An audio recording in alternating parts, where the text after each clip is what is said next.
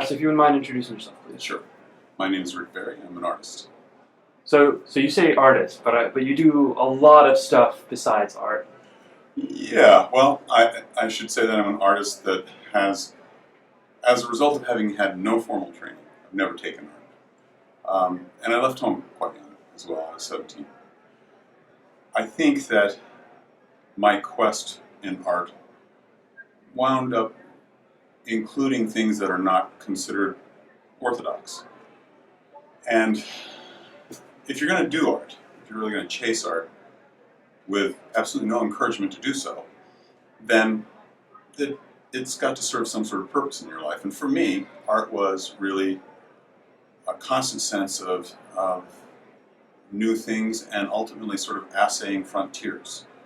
When I tried to find out why I was able to become a professional artist or was good enough to get the gigs and do the jobs, I needed to examine how that happened, especially when other young artists would ask me to, say, teach them.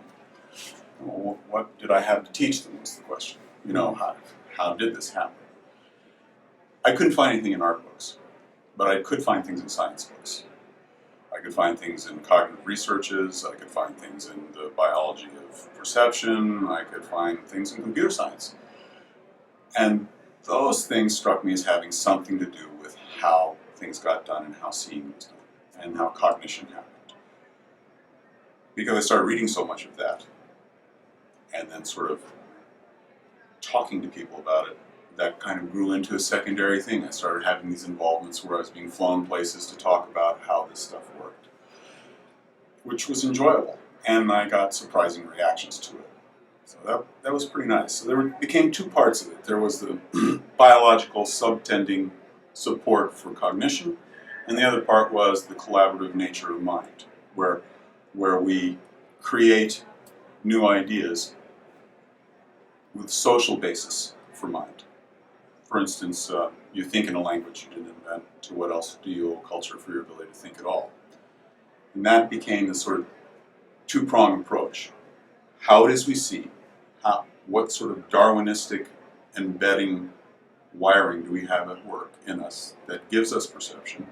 And then what is this other thing where we sort of forge culture and mind collaboratively? And that became something I thought I could ask questions about, even with computer labs, and I did. And it was very interesting.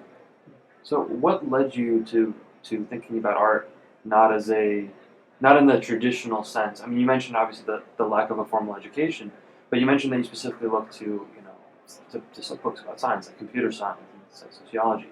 Like, why did you think to go that direction? Well, the art books often seem to be strapped into a study of how people had done things in the past. And sort of, it was almost implicit in some of them that you should learn how these people did them by imitating them. Now, it wasn't necessarily the message, but a lot of people would take as a sign of their progress that they could do a handsome sort of reproduction of techniques that were used, say, by a classicist with red chalk. Or they could do a kind of some lovely Rubenesque bit of paint. Or even try and paint like Sargent or something like that.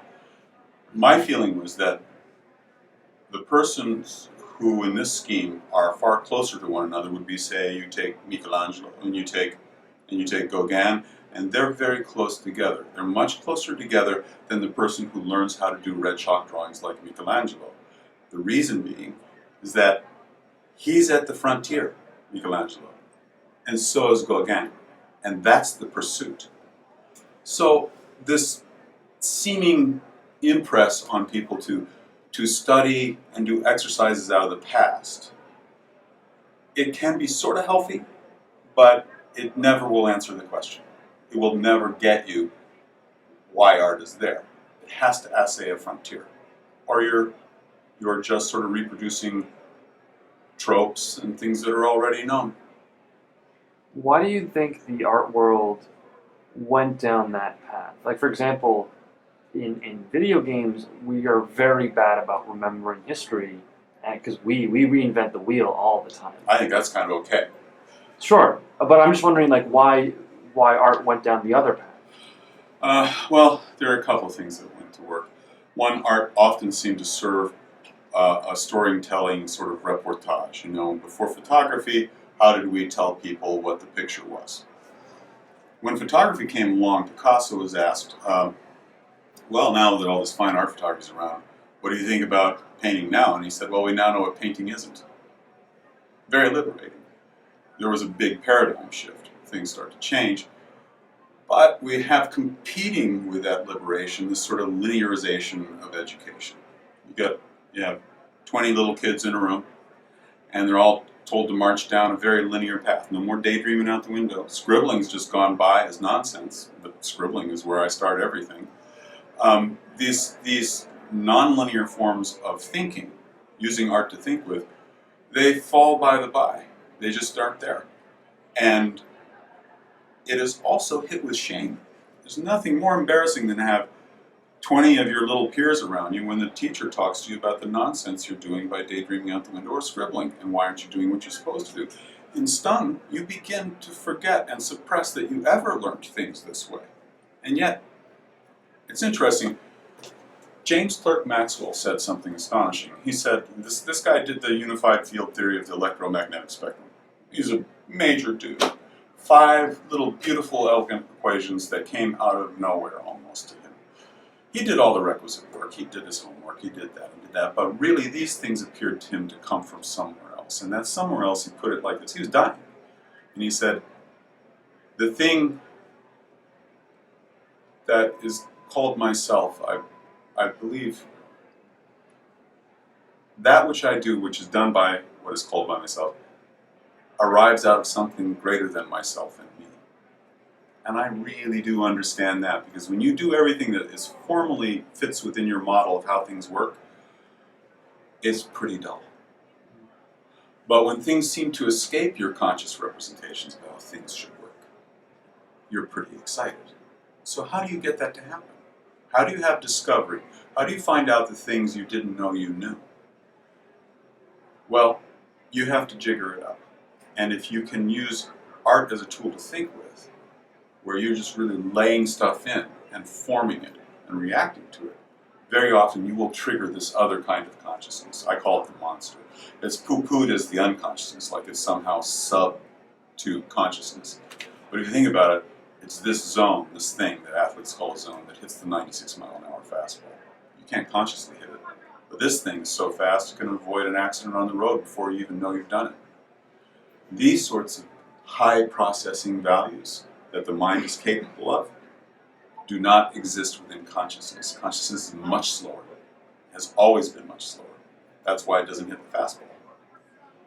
What if that which you use every day to survive with, avoid a car accident, recognize that this is a building that you never saw before in your life, but you know it is, something templated over, told you building, you can get in it, you can operate.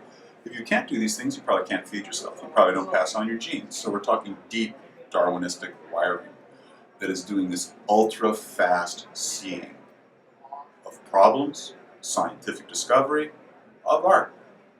What if, instead of just simply using it to maintain your life, what if you could point it? What if you could point it at problems?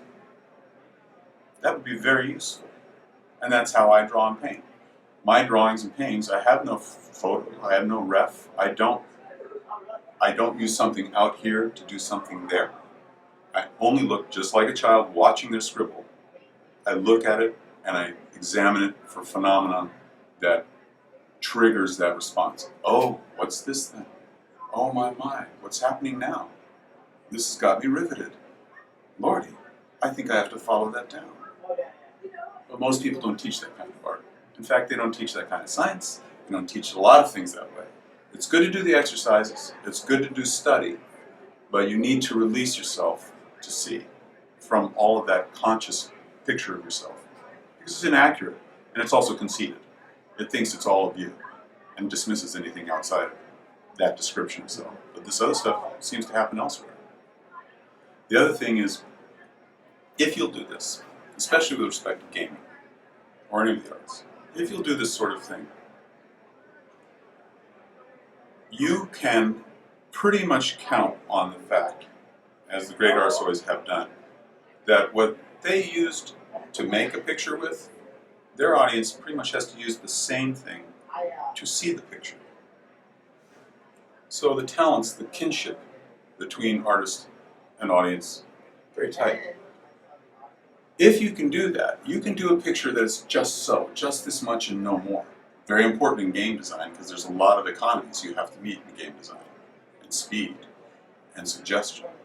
And the way that works is that you trust your audience has a certain sophistication to bring to scene. And your mastery is that you understand they see that way and you give them just this much and no more. And why that works so well is because for them to see it now, they must invest something of themselves to see it. And that instantly personalizes it for them. They're instantly involved in that image or that process or that game or that painting far more than if you dotted every I, crossed every T, and there was nothing for them to do. Getting them involved makes it personal. Getting them involved also means you trust them to be like you. It's a big recognition. Thank you. That was a lot of great stuff. If people are interested in seeing some of your work and perhaps hearing about your work, Sure. Where would they go? They could go to rickberrystudio.com and or they could find me on Facebook, of course. And that would get everything started. I'm also on Tumblr.